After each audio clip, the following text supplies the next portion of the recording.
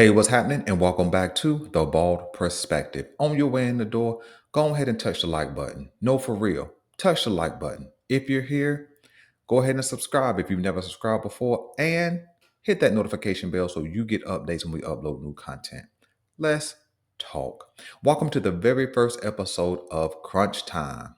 It's where we broaden our perspective from just talking about the Baltimore Ravens and we start focusing on the playoff race.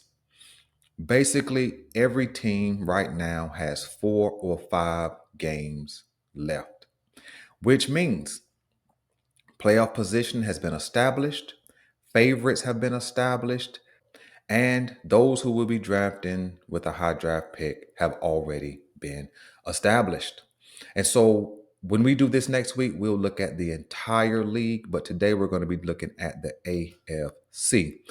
And so let's get started. Surprise, surprise, right? At the very top of the AFC is the New England Patriots.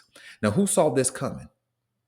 Who saw the Patriots being at the very top of the AFC East, but not just the East, the entire league? At 11-2, the New England Patriots have the best record in the entire league.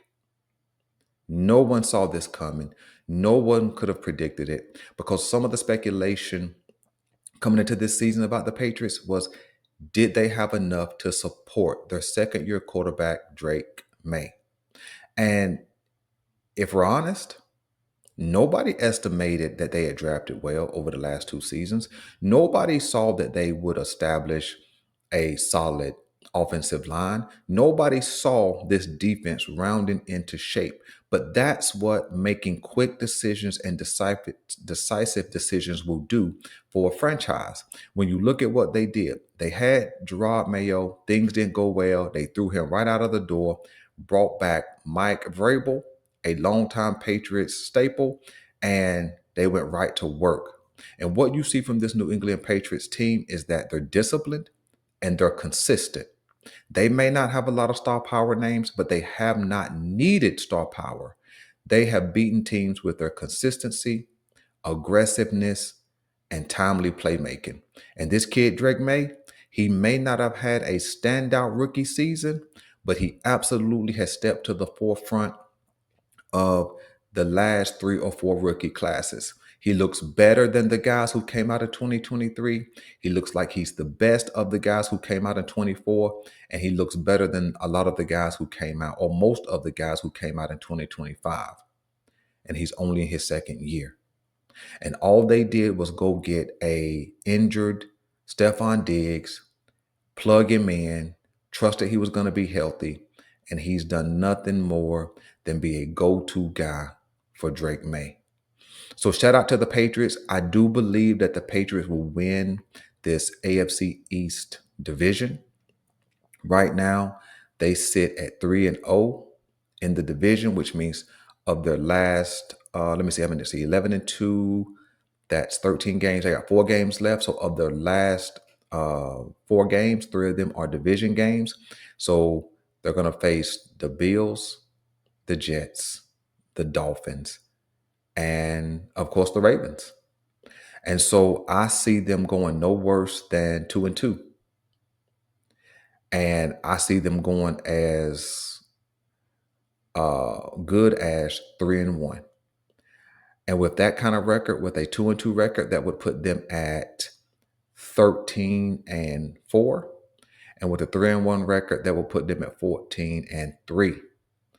And they may hold off the Denver Broncos for that number 1 seed. And speaking of those Broncos, they're at number 2. They sit at 10-2 because they've already had their bye week. And in their division, they're 3-1. Now, their closest competitor in the AFC West is going to be the Los Angeles Chargers, who we'll talk about because they're also a playoff contender. And the cool thing in talking about Denver and New England is that many people would surmise that they are ahead of schedule. When you draft a rookie quarterback, when you have some head coach changes, when you have some turnover in personnel, you what ends up kind of happening is you need 2 years to get the players that the new head coach wants. And then that third year, you should take off. And the cool thing is that these guys are in their second year of quarterbacking and they're balling. Many people have been waiting on the Broncos to fall off. Many people have been waiting on the Broncos to come back down to earth, and they just keep winning. And so the Broncos don't have a bye week left. They've already had their bye week. So we're going to see how they turn out. Do the Broncos lose out and fall out of the playoff race? I don't think so. I think they play with toughness, they're disciplined, and with Sean Payton calling plays or a part of that play calling, they're going to stay diverse and they're going to stay creative, which I think has a part to play in their winning. And so I think Denver has some longevity in this season and into the playoffs. Okay.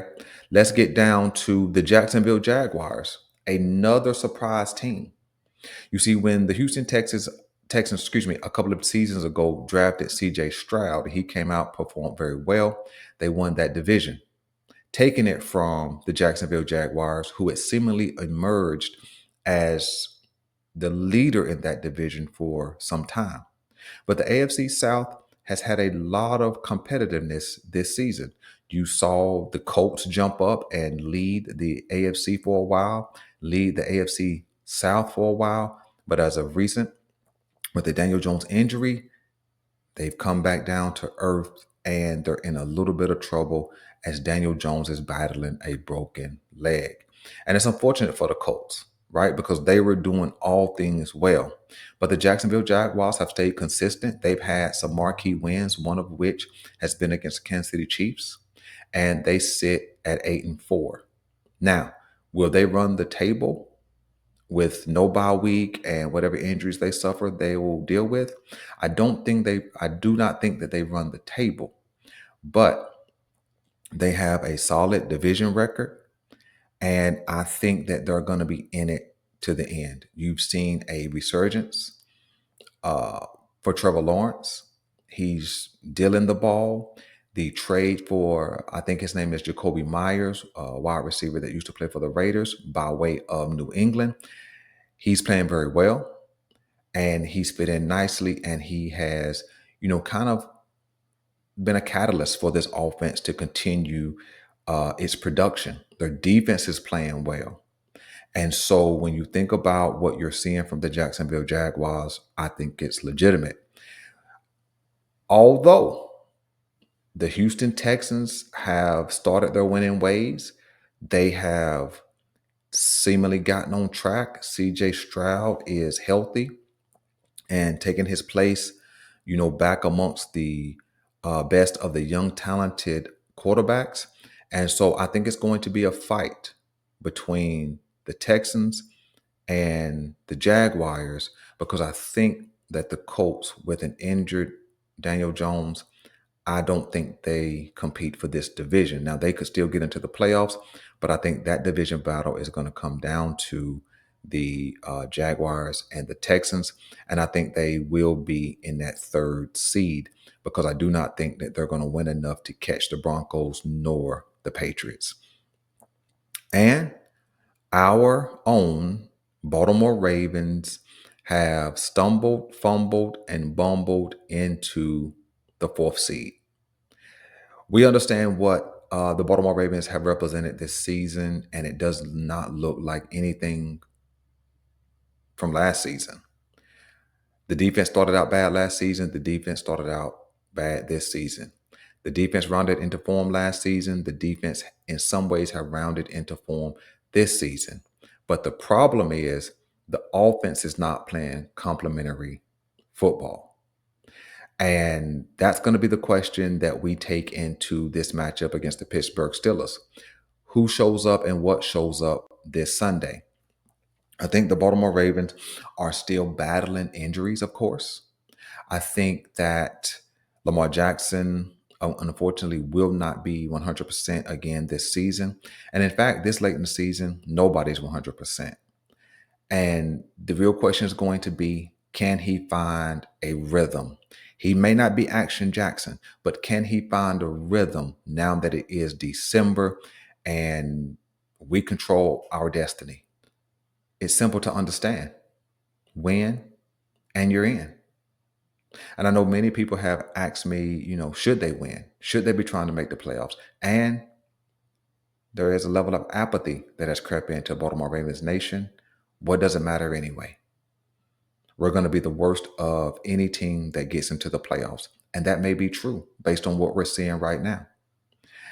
I think Sunday will tell us a whole lot about this Baltimore Ravens team, right?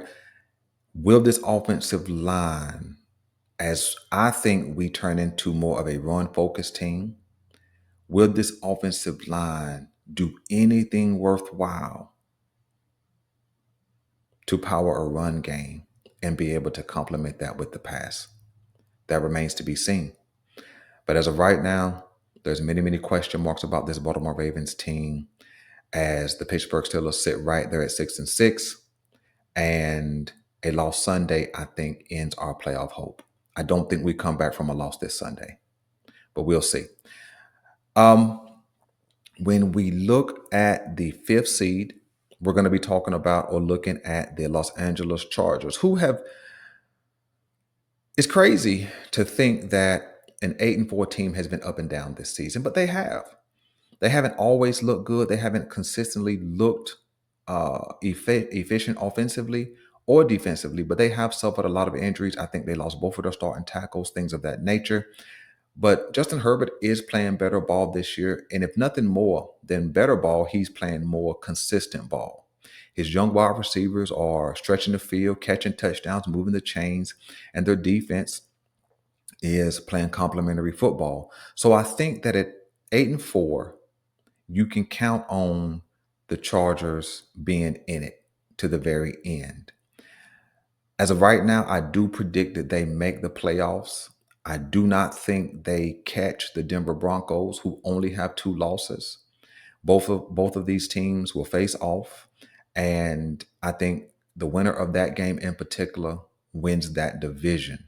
I think the Chiefs are too far out to even think about winning the division, so they have to hope to catch the back end of the playoffs.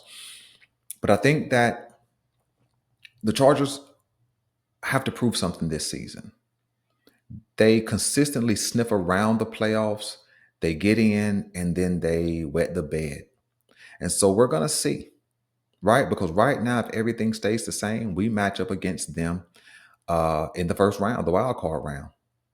And so it'll be, or it would be rather, a battle of the improving Chargers and the inconsistent Ravens. So it could be a toss-up. Again, the Harbaugh Bowl. Now let's turn our attention to the Indianapolis Colts, who occupy the 6th spot. They're an 8-4 team who was flying high all season long. They had literally left Jacksonville, Houston, and of course Tennessee in the dust. But after the Daniel Jones injury, broken leg, they have fallen on hard times. They were doing all things well, passing it well, running it well, and defending well. But now that offense has kind of stalled out a little bit. And they're going to have to make a decision whether to pull him and sit him for 3 or 4 weeks to see if he can get healthy and get ready for the playoffs if they make it. Because as of right now, he's not able to be mobile. He's not able to, escape the pocket. He's basically a sitting duck. And I actually think that the Indianapolis Colts fall out of the playoffs due to Daniel Jones' injury. But shout out to Indianapolis, man, for holding it down this far. But I think without that starting quarterback, and if they're resistant or reluctant to go to the backup, I think they fall out of the playoff race, even though they sit at 8-4. And the lowly Buffalo Bills, I say lowly, that means they're only 8-4, but no one saw them not winning the AFC East. In fact, I predicted that they would win the AFC East because I thought the AFC East would be a weak division. And typically it is. You don't expect anything from the Miami Dolphins. You don't expect anything from the New York Jets. And so I knew and predicted that New England would be sneaky, but I didn't know that they would be as good as what they are. And guess what? Buffalo did not either. Buffalo right now is playing with a lot of uncertainty. They run the ball well some weeks, and then other weeks they don't. They throw the ball well some weeks, and then other weeks they don't. They defend well sometimes, and sometimes they don't. And teams have been able to gash this Buffalo Bills team. And I think that's how teams are going to play them. Run the ball against this defense. That way you keep Josh Allen off the field. You keep Josh Allen off the field, they can't score points. And when you limit their opportunities to score, you make everything a clutch throw. You make everything a clutch run for the Buffalo Bills, and you wait to see if they falter. The New England Patriots already have a win against them this season. And when you really look at it, right, the Buffalo Bills have 5 games left. The New England Patriots have 4 games left. 2 of their games are going to be against weak teams. That's 2 wins, easily 2 wins.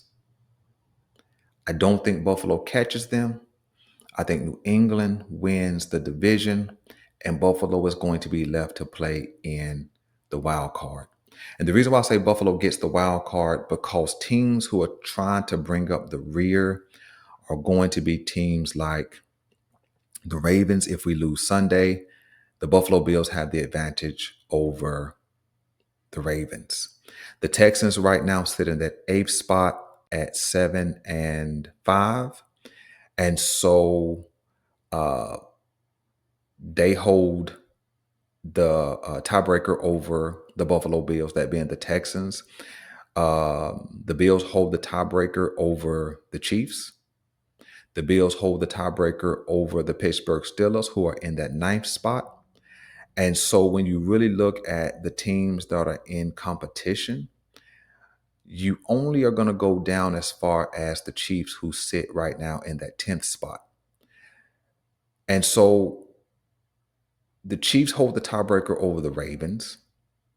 But when you look at it, right, I think the Chiefs are in a situation to where if they don't win their division, and as they sit at 6-6, there's not a real chance that they're going to catch the Broncos and or the Chargers. And so the Chiefs really are in, kind of no man's land, right? Where they can't win the division really. And in order to even catch the division lead, they have to win out. Winning out will leave them at 11-6. Now that could get them into the wild card, but I think they're out of the division. Pittsburgh, I think that if we can win against Pittsburgh this week, I think that leaves them out of the division race.